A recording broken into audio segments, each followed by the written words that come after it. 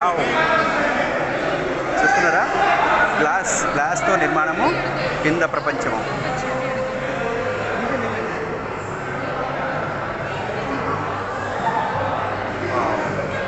Wow! Wow! కదా? చూడండి ఎంత ఎక్సలెంట్ ఉంది కదా? వావ్! దుబాయ్ జీవితంలో మరపురాని అనుభూతి. ఎస్.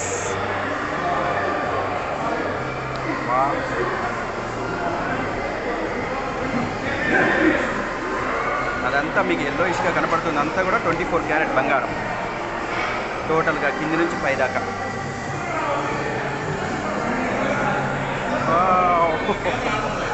కదా?